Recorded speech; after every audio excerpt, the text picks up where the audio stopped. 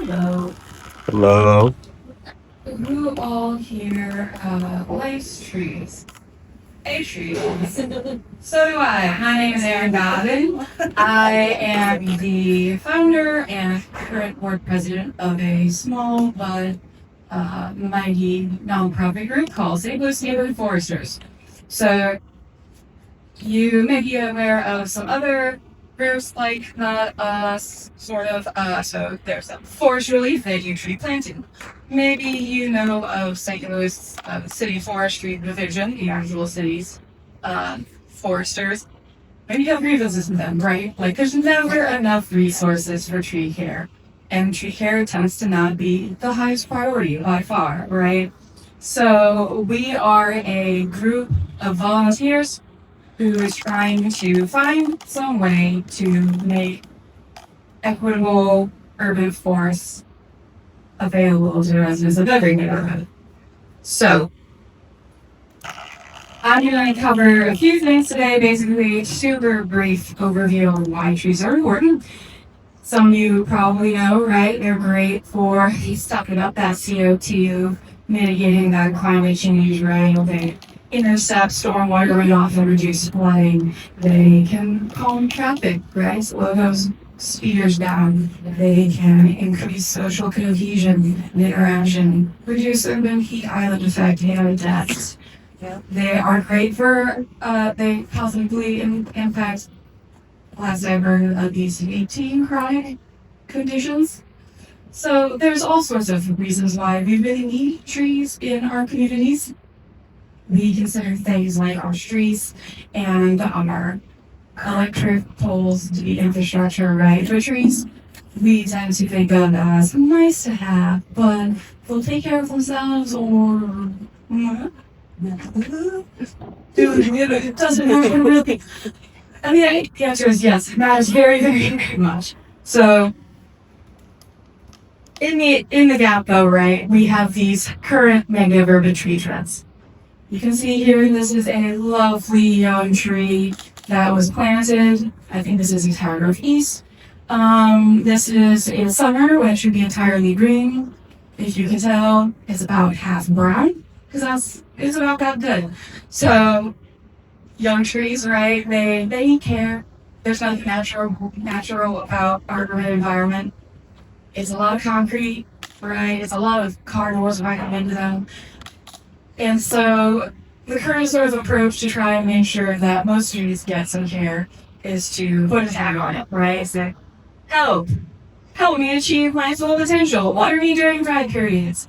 And then it'll take you to a website that has some somewhat confusing guidelines, right? But the question is my neighbor caring for this? They might already be. I've had that happen. And also, but how, right? You can say you need your water, but what does that actually mean in practice? Bucket? Hose? It could mean many things, right? Like people get really hung up on the little details, right? So we have a lot of trees getting planted and then dying, which is a huge waste of resources. We also have a lot of trees that, as they grow, the unsuitability of their planting sites becomes more and more apparent, right? And we always say, well, that tree was planted in the wrong place, right? Right tree, right place. Everybody knows that saying? Mm-hmm. Yeah. The problem is, in our urban environments, there are increasingly no good places for trees, right? Maybe the park, but like when you talk about street trees, which in St. Louis City especially is one of the best places to plant, right? Especially for a lot of those benefits like calming down traffic, intercepting some of that stormwater. We need to be planting street trees, but then we put them in these tiny little holes and then we're mad whenever they damage the sidewalk, right? And then when the sidewalk gets damaged, we come back, we try to fix the sidewalk, we kill that tree. So it's a real difficult situation. As mentioned, sidewalk repair, tree taken down. Sometimes those trees don't get taken down in time of sidewalk repair, and then they are just sort of, they begin their death spiral, as it's called, right? And then it falls down and they're like, oh, this dastardly tree, it fell for no reason. It fell because nobody paid attention to it, nobody appreciated what it needed. So We have a lot of trees that get cut down, and sometimes get replaced. It's just standing on tree, several in the background of this. This is on South Broadway, right? But again, they're designed use annual spots. And will anybody check on them? Will they survive the first 3 years when they're struggling to adapt after being wrenched out of their cozy plastic home and shoved into new soil? Who knows? Right now, it's kind of a coin toss, right? A substantial portion of trees that get planted just don't make it. So, on top of these existing negative trends where we have a lot of trees that are getting mature, getting taken down, and a lot of trees getting planted that just aren't making it, we also have what some might call acts of God, right? The tornado on May 16 came through and destroyed a big swath of North St. Louis, and that is awful for the residents. And its immediate concerns, right, are trying to deal with the impact on housing and businesses and everything like that, right? But this also is going to make our crisis with the canopy, our urban forest, much more difficult. We lost a lot of mature trees, right? Which a lot of people aren't necessarily going to want to have big trees nearby in the future because said mature trees often fell among their cars and their homes. And that's really rough, right? Like, how do you tell somebody you need to have a nice big tree near your house because you're going to appreciate it, you know, in the summer when it's hot and it's going to mitigate all these things, when the reality is, right, like that catastrophic event is unlikely, right? Typically, it's been many decades since this area, since St. Louis proper has been hit by a tornado.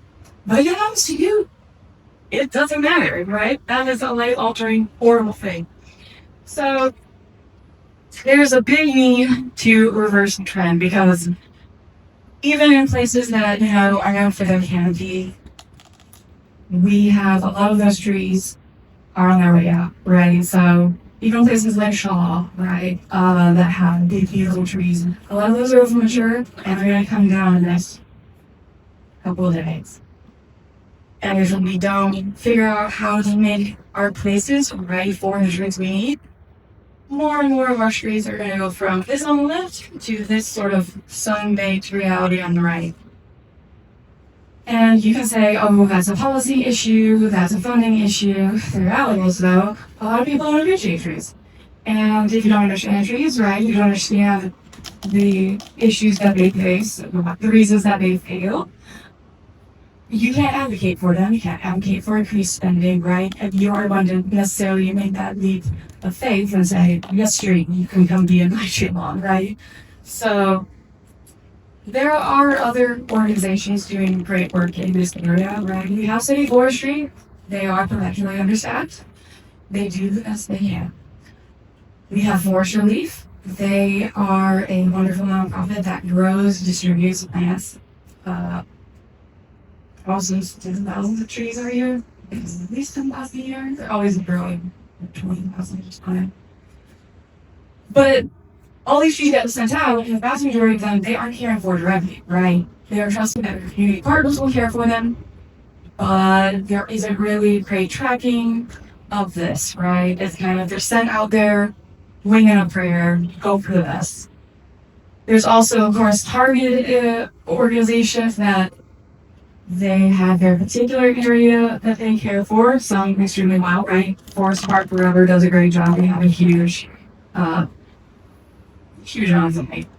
Must know them. So we need to find a way to basically take all of our residents in the community and get them to care, right? And care in a way that makes a difference, that can reverse that trend.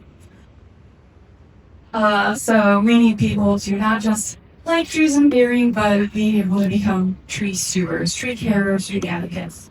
So we currently are in 9 neighborhoods. We go out as volunteer groups. Several, each neighborhood has its own monthly event, right? And so that's kind of how we started.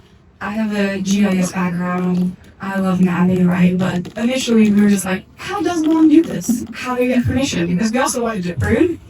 And in many cities, including the city of St. Louis, you are not supposed to be pruning unless you are a landscaper who has a permit to maintain part of the city.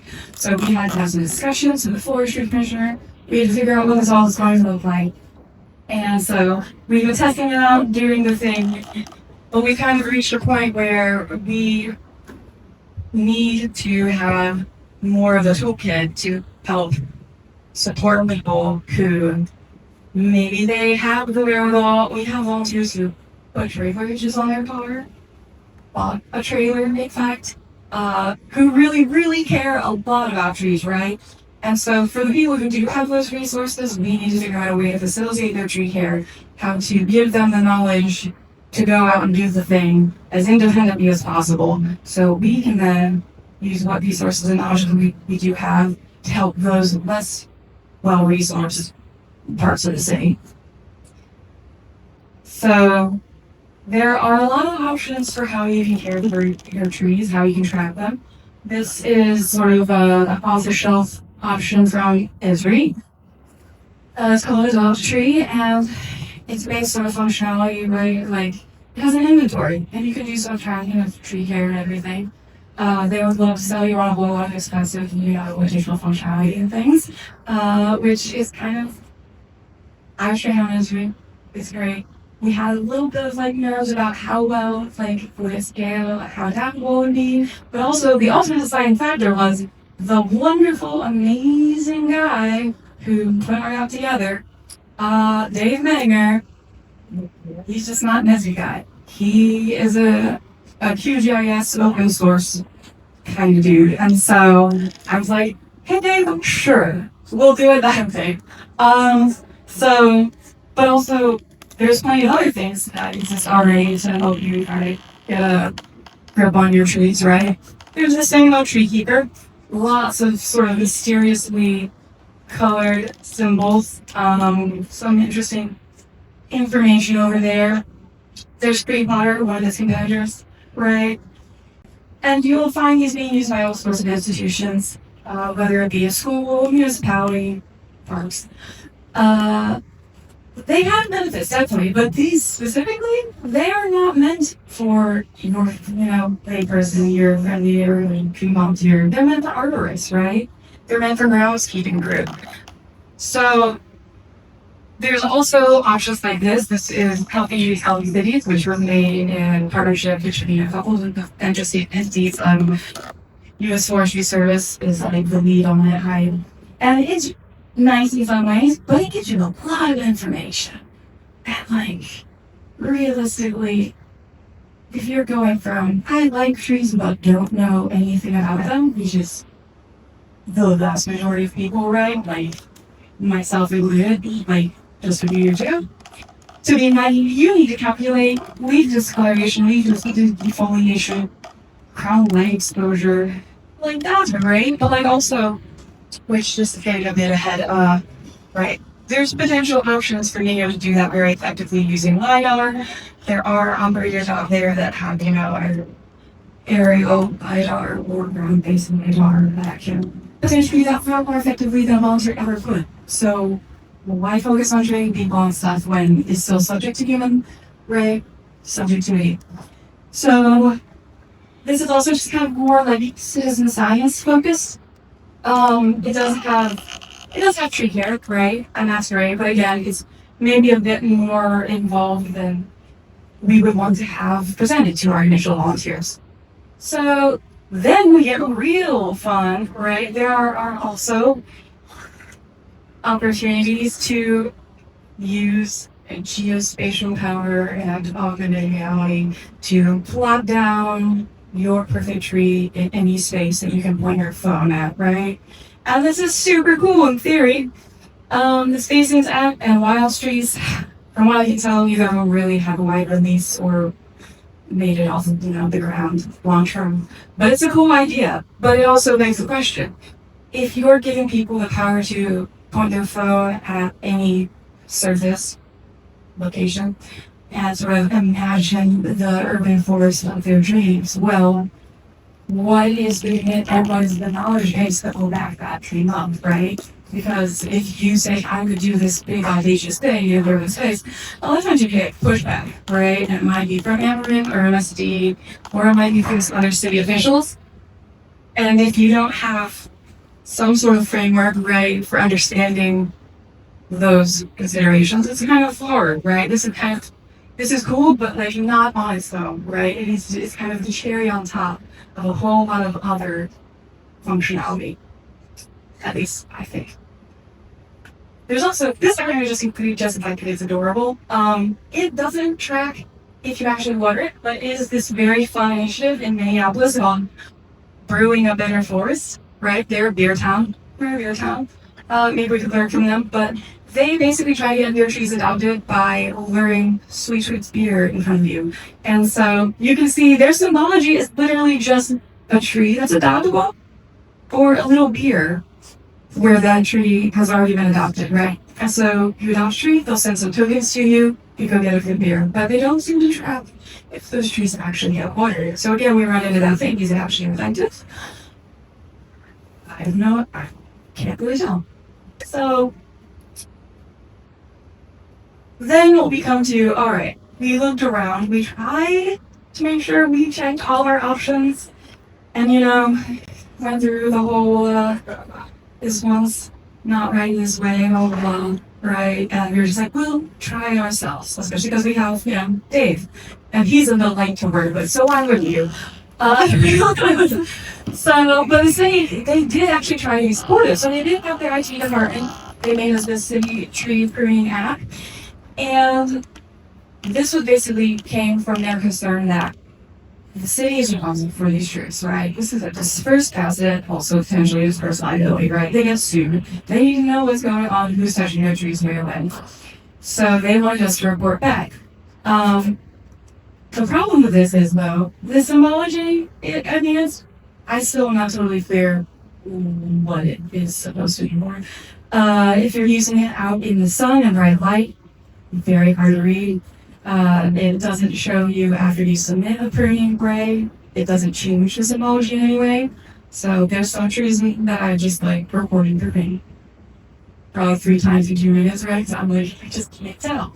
So, and then the real nail in the coffin is the fact that because the city is they just want to know the information, right? If we care enough to prune, we will prune and just happy to be able to have prune. But we need that data, right? If we want to have funding, we need that data. Also, if we want to make sure we don't prune the same tree twice, we kind of need that data. Because part of their rationale is to make sure that trees aren't being pruned too many times in a year. Because if you take too much, it's going to just die. So it would just go in this lovely black hole and be gone forever. So we were like, thank you, but maybe not. So they also, our app does tie into the city's public inventory.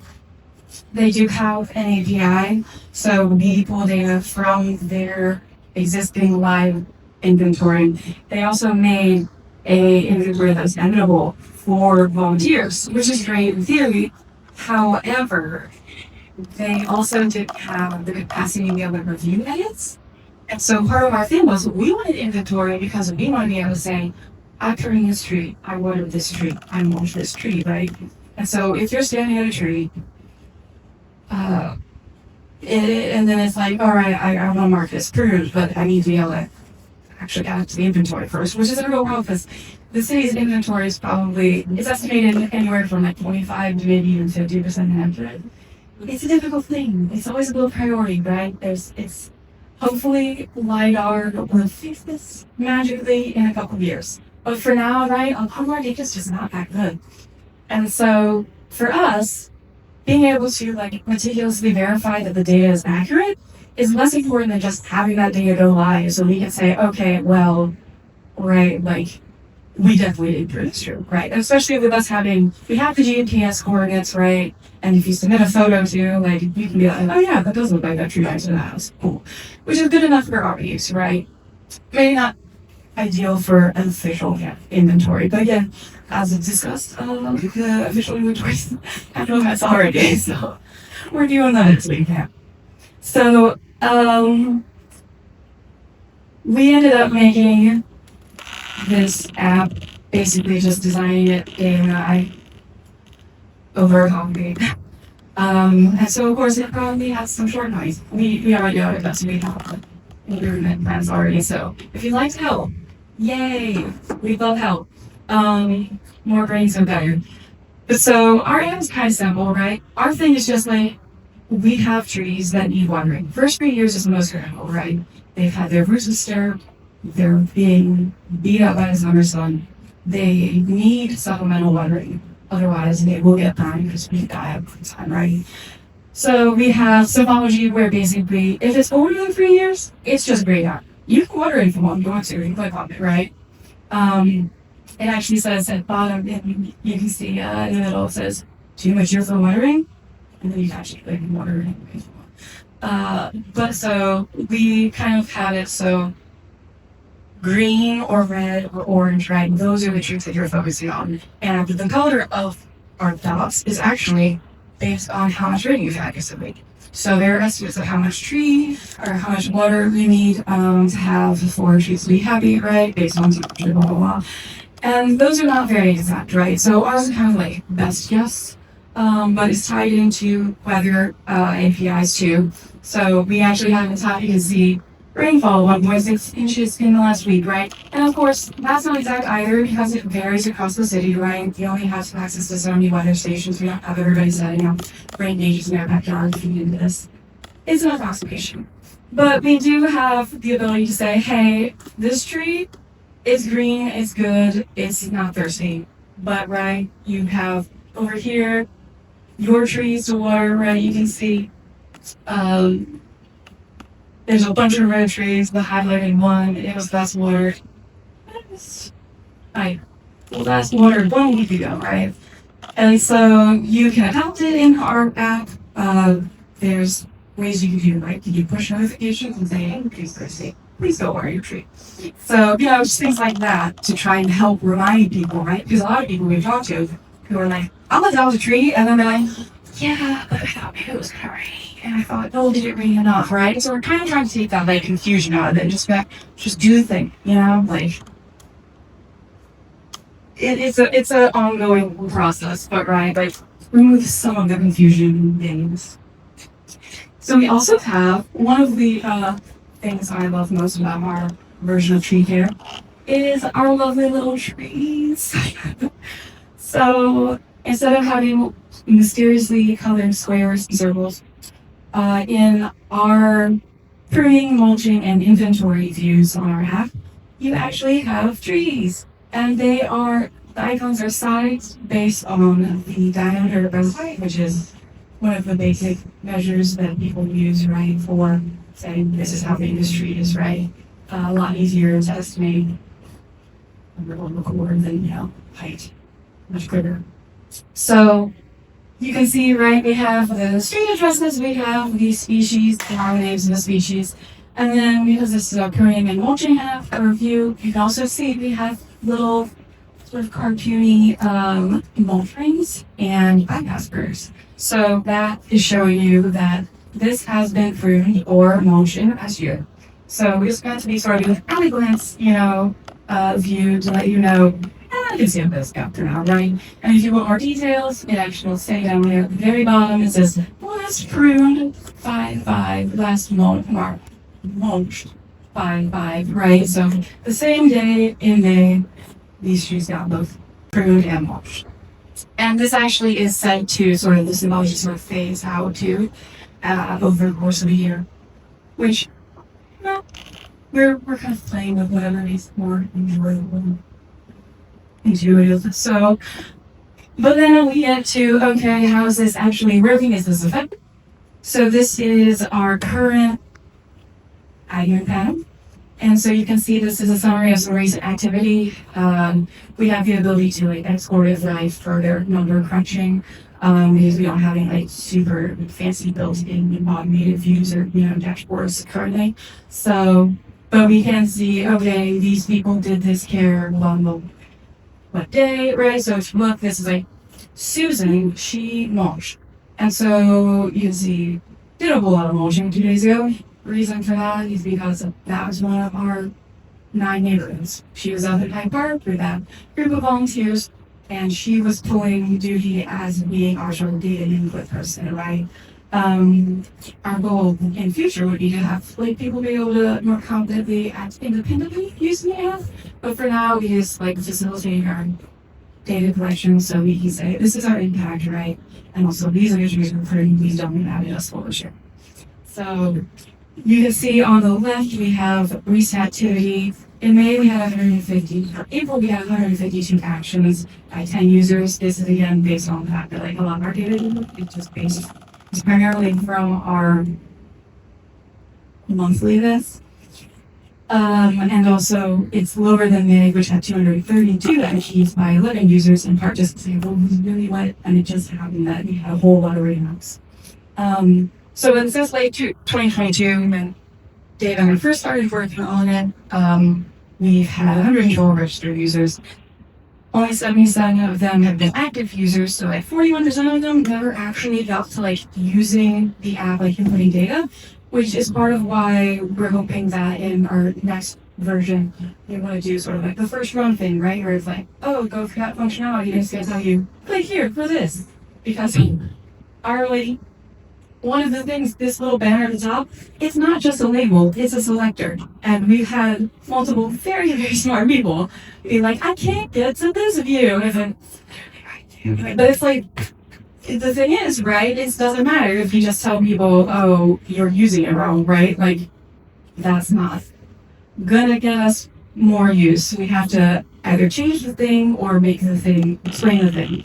So, we got top users. Steve, he's actually a retired forester. He used our app after trying to do an update of content heights trees in the city's app, getting a little frustrated. And so we were delighted to be like, who's this Steve guy? And why is he putting hundreds and hundreds of trees? Turns out he's a retired forester and he has been in the light. He's helping us figure out how to do watering more effective, all sorts of stuff. So the other people on our leader board are, as you might expect, are some of our neighborhood leaders. So again, you'd like to get that a little bit more diverse, a little more competitive, right? Like a little more lone wolves out there doing the good thing. Because we know also there are people out there who go out and improve and they go out and make money, but they aren't necessarily using best practices. And they aren't tracking, right? There are a lot of trees that get planted, and then what with virus attached, and then kill a tree, and it's just like a real mess. So, tracking our efforts, following up on the trees that we do care for is really critical. And then you can see at the bottom, most common actions, inventory updates, a lot of that's Steve. Watering. We do a lot of watering. That was actually our focus. It still is a big focus, just keeping those new trees alive.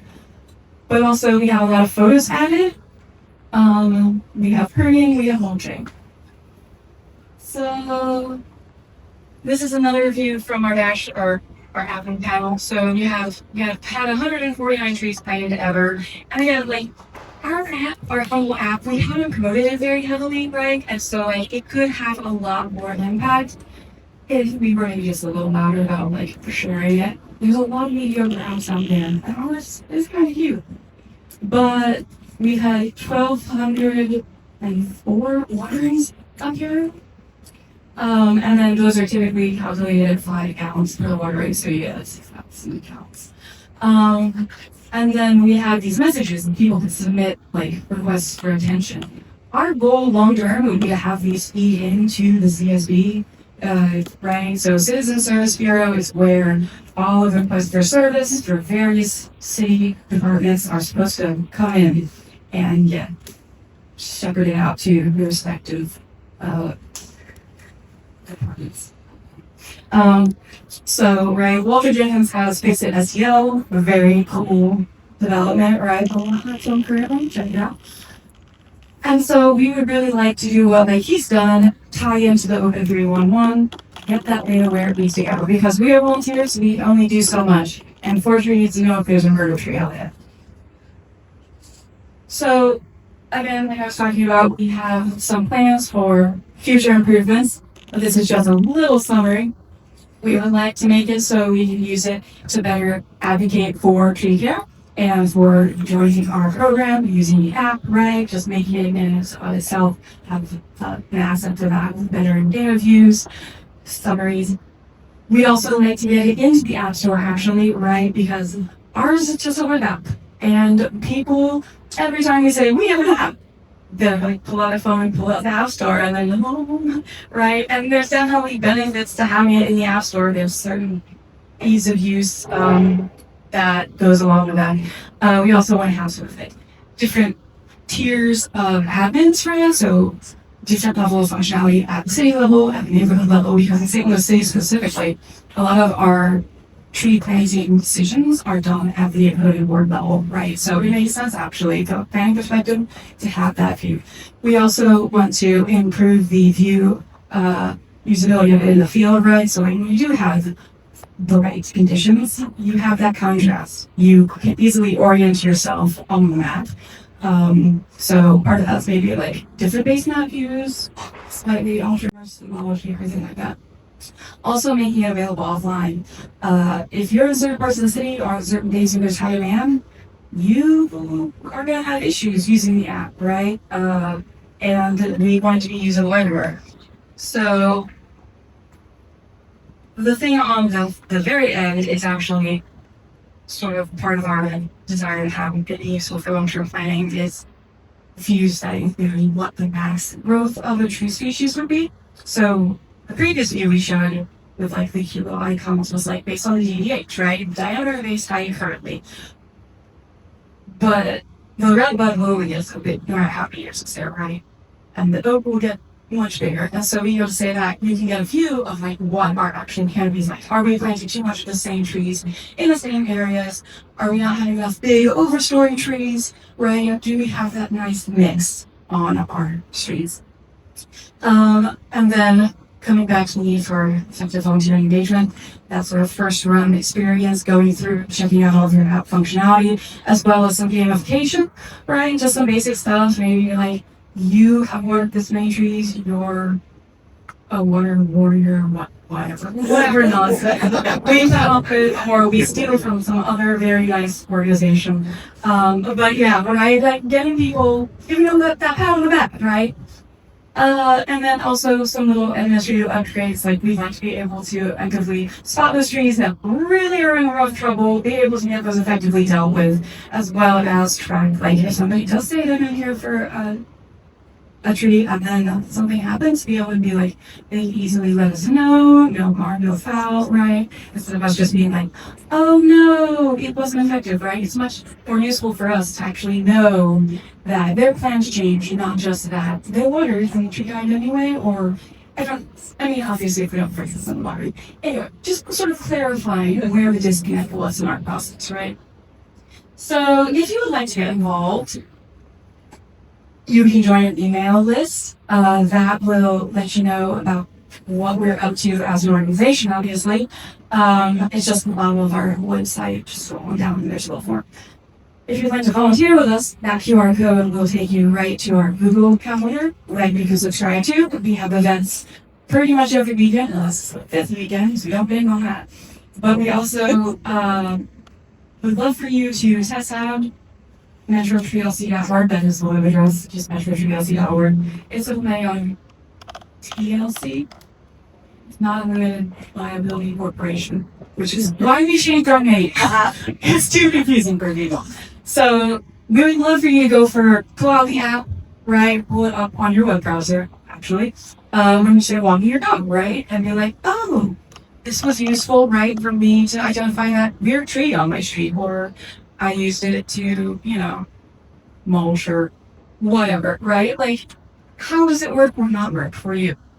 And then, if you are interested in being sort of part of the process of tinkering with our functionality and building out the next version of this, you can scan that QR code and I'll just take you to a short little form that will basically put you on a list to get emails as we sort of put together the next steps, right? So maybe you can come hang out with us hang out with me and Dave over at Northwest Coffee, which is where this basically got developed, and talk about, right, what functionality you should have. But yeah, so that's pretty much all I think I have. Yeah. And then, very silly, I'd love to hear any questions, comments. I'm sure I have missed all sorts of things. Thank you very much for your attention.